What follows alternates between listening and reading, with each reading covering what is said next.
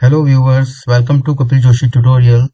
तो अभी तक रिसर्च मेथोडोलॉजी के अंदर मैंने जितने भी वीडियोस बनाए हैं वो बेसिकली वीडियोस हैं उन पर्टिकुलर रिसर्चर्स के लिए जो कहीं ना कहीं एक जर्नल फाइंड आउट कर रहे हैं या फिर वो जर्नल से रिलेटेड कुछ क्वेरीज हैं या सबमिशन को लेकर। सो आज का वीडियो इंटरेस्टिंग है उस पॉइंट ऑफ व्यू से जहां पर आप एक पेटेंट को ड्राफ्ट कर रहे हैं। पेटेंट ड्राफ्ट करने के साथ साथ आप उस पेटेंट को फाइल करते हैं। इसको हम बोलते हैं पेटेंट फाइलिंग। जैसे कि स्क्रीन पर मैंने यहाँ पर बताया हुआ है एप्लीकेशन नंबर। उसके बाद पेटेंट पब्लिश होता है। लास्ट में हम बात करते हैं पेटेंट ग्रांट की। तो ये चारों स्टेप्स, ये चारों फेजेस में आपको इस वीडियो के माध्यम से बताने जा रहा हूँ। तो सबसे पहले हम बात करेंगे पेटेंट ड्राफ्टिंग। तो पेटेंट ड्राफ्टिंग के लिए यहाँ पर मैंने एक फॉर्मेट दिया हुआ है एनेक्चर 1। ये बेसिकली जो फॉर्मेट है ये पेटेंट ड्राफ्टिंग के टाइम पर काम आता है। ये मैं डिस्क्रिप्शन में वहां पर अपलोड कर दूंगा, इसको आप मेंशन कर दूंगा, वहां से आप इसको डाउनलोड कर सकते हैं। सो बेसिकली ये पेटेंट ऑलरेडी ग्रांट है। ये मैं आपको अभी सारी चीजें स्टेप बाय स्टेप बताऊंगा। तो सबसे पहले हम यहाँ पर बात कर रहे हैं पेटेंट एनेक्चर 1। बेसिकली इस डॉक्यूमेंट का नाम है annexure 1 invention disclosure form.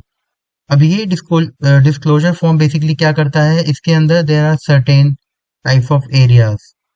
Title, title means जो इन्वेंशन हम करने जा रहे हैं या जो इन्वेंटर है स्पेसिफिक, वो क्या करेगा, एक स्पेसिफिक टाइटल लेगा।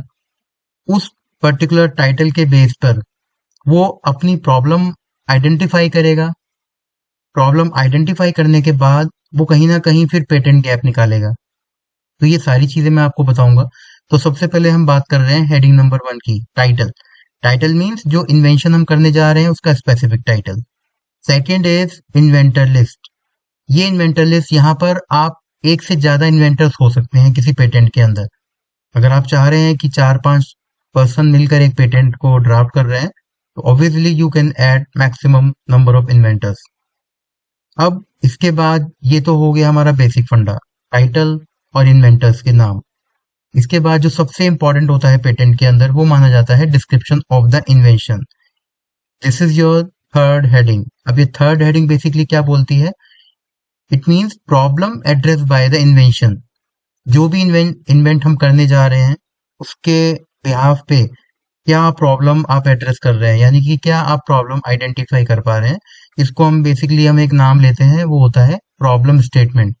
अब वो प्रॉब्लम स्टेटमेंट कैसे तैयार होगी, यहाँ पर मैं एग्जांपल के तौर पर मैंने अपना ही एक पेटेंट आप लोगों को यहाँ पर मैं दिखा रहा हूँ। जैसे कि हम बात कर रहे हैं automated attendance system for multiple students using neural network. It means multiple students की अटेंडेंस हमें लगानी है। मल्टीपल मीन्स यहाँ पर वो 100 हो सकते हैं, 500 हो सकते हैं, या फिर मोर देन 500 100 एंट्रीज हो सकती हैं। अब वो नंबर ऑफ एंट्रीज जो हमारी बढ़ रही है, अब उन एंट्रीज को हम किस तरीके से आइडेंटिफाई करेंगे in terms of our database, in terms of any object, कैसे आइडेंटिफाई करेंगे विद इन अ सेकेंड। तो ये बेसिकली पेटेंट ये बता रहा है कि यहाँ पर आपकी नंबर ऑफ 1000 एंट्रीज भी अगर आ जाए तो उस बेसिस पर हमारी डिवाइस कैसे वर्क करेगी। मैं आपको पहले ही बता देता हूँ कि जो ये पेटेंट हम कभी भी ड्राफ्ट करते हैं कोई भी पेटेंट, तो आप ये मत सोचिएगा कि हमें यहाँ पर रियल टाइम एप्लीकेशन या फिर हमें लाइव मॉडल बना के दिखाना है। नथिंग भी, यहाँ पर आपको सिंपली पेटेंट के माध्यम से केवल वो चीजें आपको प्रपोज करनी पड़ती हैं जो फिजिबल है, जो पॉसिबल है। तो ऐसा कुछ नहीं है कि आपको लाइव प्रोजेक्ट बनाना है या आपको इम्प्लीमेंट करके ही दिखाना है। तो बेसिकली पेटेंट के अंदर वो सारे आइडियाज एप्लीकेबल हैं जो लग रहा है कि इंडियन गवर्नमेंट या फिर किसी पर्टिकुलर इन्वेंशन के तौर पर वो फिजिबल हो सकते हैं आगे चल के। तो जितने भी पेटेंट आगे चल के पब्लिश होते हैं या फिर हम बोलें उसको कि ग्रांट हो गए, तो वो बेसिकली फिर हम उनको स्टार्टअप के फॉर्म में ले सकते हैं।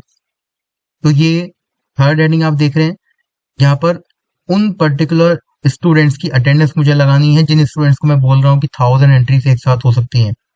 तो you can see the actual difference. It means problem address by the invention. Maintaining attendance is an important component of ensuring that a student is present in school or institution in today's world. General statement है। अभी general statement के साथ साथ यहाँ पर main जो problem है वो ये थी कि there are numerous methods in use today that take attendance in various ways. कई सारे मेथड्स हैं अटेंडेंस लेने के। The traditional method for of taking attendance is a manual process, जो बेसिकली अब आपको ये बता रहा है कि it will take time more than 1 hour, ये 2 घंटे, या फिर अप्रोक्सीमेशन टाइम के साथ हम कैलकुलेट करते हैं कि किस तरीके से हमारी अटेंडेंस सिस्टम वीक है। सो यहाँ पर बताया गया है कि this old procedure takes a long time, बहुत बहुत ज्यादा टाइम लगता है अगर हम 100 स्टूडेंट्स की अटेंडेंस लेते हैं। तो क्यों ना हम एक ऐसी डिवाइस बनाएं जो बेसिकली एक पर्टिकुलर आर्किटेक्चर, एक पर्टिकुलर फॉर्म जो हमारी बनाई गई है CNN बेस्ड अटेंडेंस सिस्टम, वो एक्चुअली कैप्चर करे सारे स्टूडेंट्स की अटेंडेंस को। तो ये सिंपल एक आइडिया है। अभी हम केवल ये मान के चल रहे हैं कि हमारी नंबर ऑफ 1000 है और उन एंट्रीज को हम कैप्चर कर रहे हैं through CNN, that is the convolutional neural network.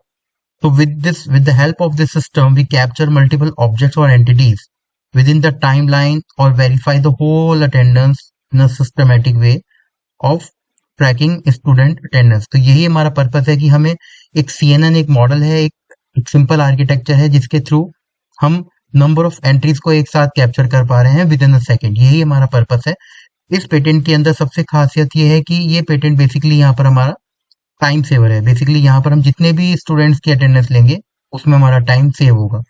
तो ये तो आप देखेंगे, ये जो मैंने आपको फॉर्मेट दिखा रहा हूँ यहाँ पर, ये अभी हाफ फॉर्मेट है। ये तो एक सैंपल के तौर पर आप सोच सकते हैं कि हम अपने पेटेंट का आइडिया कैसे लें। आप टाइटल इन्वेंशन करें, टाइटल को आप पहले सोचें कि क्या टाइटल हो सकता है, उसके बेसिस पर आप अपनी प्रॉब्लम एड्रेस करें। एट लास्ट ये आता है हमारा स्टेट ऑफ द आर्ट। ये थर्ड हेडिंग के अंदर हमारा आता है स्टेट ऑफ द आर्ट। यहाँ पर हम एक्चुअली हम बात कर रहे हैं यहाँ पर डिफरेंस की। अब ये डिफरेंस कैसे क्रिएट होते हैं, अब आप सोचेंगे कि पेटेंट नंबर ये कहाँ से आया, एब्स्ट्रैक्ट एंड डिफरेंस कहाँ से आया। तो हम सिंपली गूगल पर टाइप करते हैं, यहाँ पर गूगल पेटेंट पर क्लिक करेंगे तो इस तरीके से हमारे सामने एक वेबसाइट ओपन होगी, गूगल पेटेंट। अब यहाँ पर मैं कह रहा हूँ कि मेरा पेटेंट है सपोज अटेंडेंस सिस्टम। तो उस अटेंडेंस सिस्टम को मैंने सिंपली यहाँ से को कॉपी किया और यहाँ पर मैं जाके इसको पेस्ट कर रहा हूँ। तो आप देखेंगे बहुत सारे जो हमारे पेटेंट हैं यहाँ पर वो आपको दिख रहे हैं। कोई आपको कैनेडियन पेटेंट दिखेगा, कोई आपको चाइनीज पेटेंट दिखेगा, कोई आपको US पेटेंट दिखेगा। तो इस तरीके से you can see a lot of patents, यानी कि बहुत सारी वैरायटीज हैं जो आप उनमें से कोई भी 2-4 पेटेंट आप निकाल सकते हैं।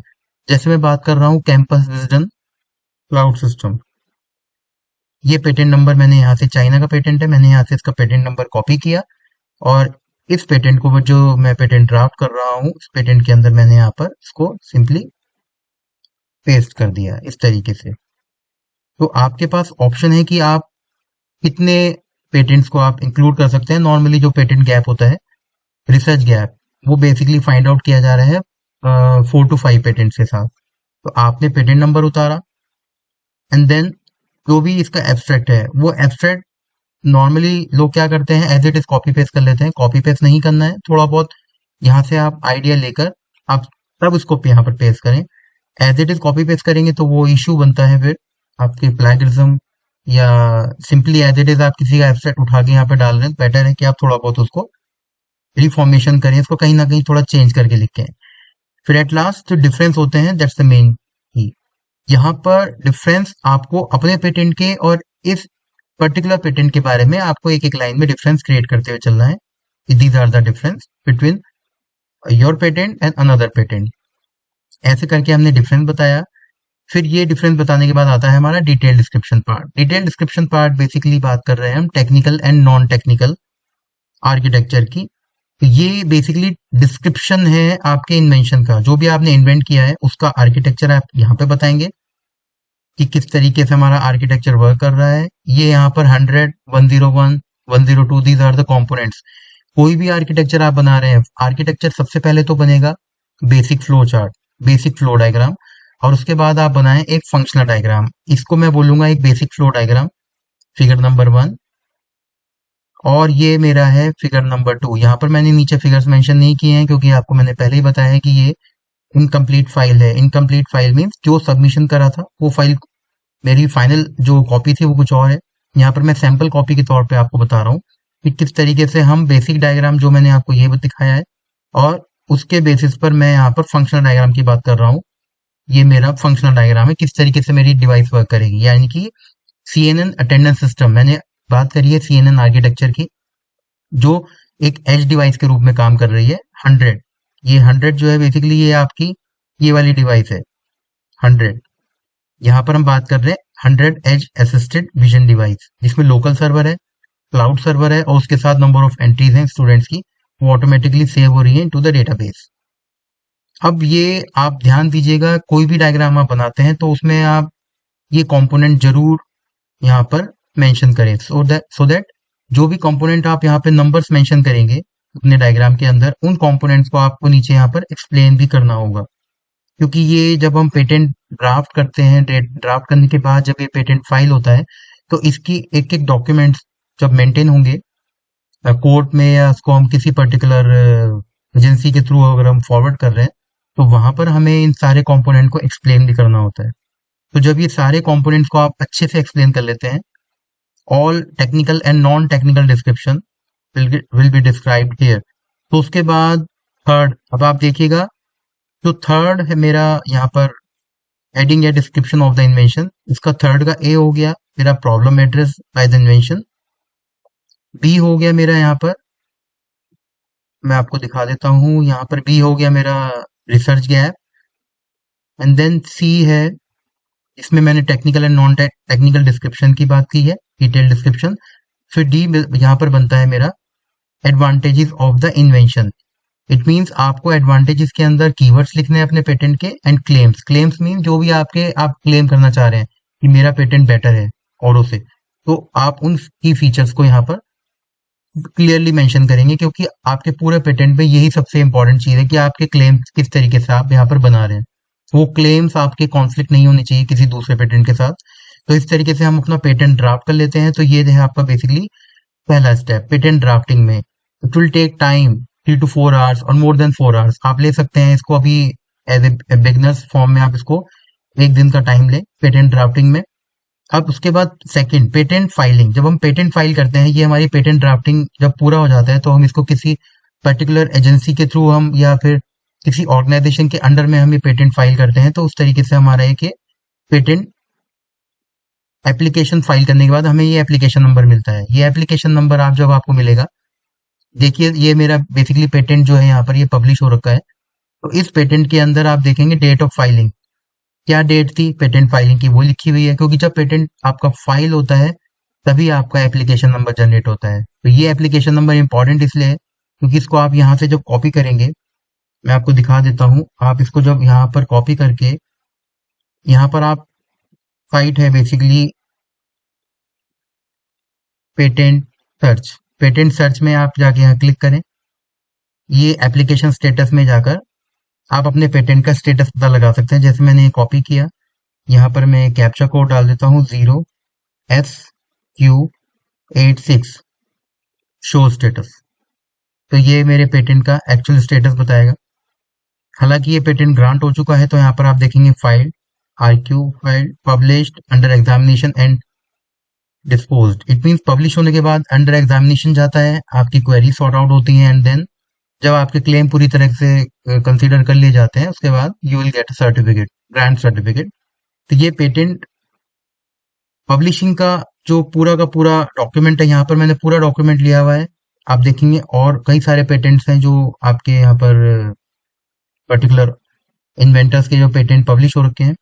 और उसके बाद सबसे इंपॉर्टेंट, जब हम अपने ऑनलाइन स्टेटस देखते हैं कि हमारा पेटेंट डिस्पोज हो रखा है, जैसे कि ये वाला स्टेप है हमारा पेटेंट पब्लिश, तो फाइलिंग के बाद पब्लिश हुआ, ये पब्लिशिंग का फॉर्मेट है, आपको मैंने बता दिया है। इसमें एप्लीकेशन नंबर से लेकर date of filing and publication date भी मेंशन है, यानी कि 14 मार्च 2022 को ये पेटेंट फाइल हुआ था, और उसके बाद पब्लिकेशन डेट है 8/4/2022।